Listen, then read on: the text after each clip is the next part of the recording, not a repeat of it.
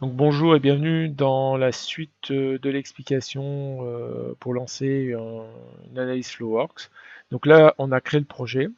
Maintenant, il va falloir régler les domaines de calcul. Ça, on ne réglera pas, la région de rotation et ainsi de suite.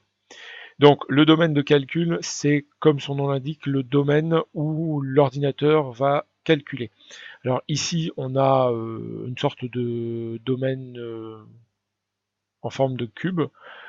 Ça, on peut le diminuer parce que c'est pas forcément, euh, je dirais, un représentant de la fiabilité des résultats. Et donc, du coup, c'est comme si on agitait une hélice dans un bac plus petit. Donc là, je vais diminuer mon bac, ce qui fait que je vais diminuer mes éléments de calcul. Et donc, du coup, je vais pouvoir limiter le temps de calcul. Donc je fais tout ça, voilà, et je valide. Voilà. Donc là, j'ai déjà un volume plus petit, ce qui veut dire moins d'éléments à calculer et donc plus de rapidité. Ensuite, le sous-domaine fluide, ça, on n'en a pas besoin pour l'instant. La région de rotation. Donc là, on va insérer une région de rotation. Et c'est là où justement la première vidéo est intéressante. On va pouvoir justement sélectionner notre bossage extrusion que l'on a fait, qui va être la région de rotation. On peut y rentrer une vitesse angulaire. Donc là, je mets par exemple 2 radians par seconde. Alors à choisir, hein, suivant les paramètres que vous voulez tester. Ensuite, une autre chose qui est importante, ici les objectifs. Donc conditions limite, on ne fait pas. Conditions limite, on en parlera pour une autre analyse. Mais les objectifs, c'est qu'est-ce que vous voulez mesurer. Donc, vous avez des objectifs globaux, ponctuels, volumiques et surfaciques.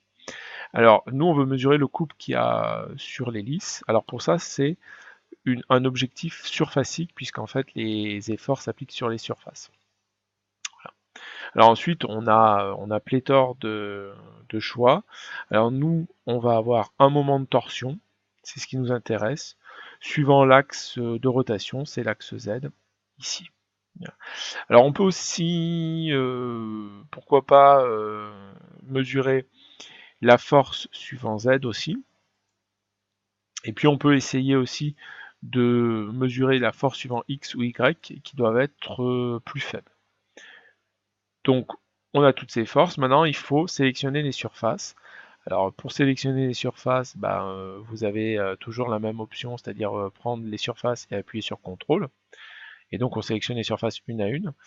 Ou alors vous avez une autre option, c'est utiliser le lasso ou le cadre de sélection. Donc moi je vais prendre le lasso. Et puis je vais faire ici englober toutes les surfaces. Voilà. Ensuite je tourne ma pièce, j'ai les surfaces arrière, j'appuie sur CTRL et je refais un lasso. Ici, voilà. Donc toutes mes surfaces sont sélectionnées. J'ai bien mes paramètres que je veux mesurer, donc je valide. Clac. Donc maintenant, tout est défini. On a le domaine de calcul, la région de rotation. On n'a pas de conditions limites, c'est normal. On n'a pas mis de vitesse de fluide. Et on a des objectifs de calcul. Donc du coup, on peut aller dans le projet exemple et marquer lancer le calcul. Donc là, eh bien, on arrive sur l'interface du solver. Donc exécuter un nouveau calcul sur cet ordinateur. Donc on pourrait faire ça avec une grappe d'ordinateur, mais on n'en est pas là. Le nombre de cœurs que je veux utiliser. Donc là j'utilise tous les cœurs. Et donc je lance le calcul. Et là ici, le solver va s'ouvrir. Ici. Et vous pouvez voir le calcul défiler. Donc on se retrouve après pour l'exploitation des calculs. Merci pour votre attention.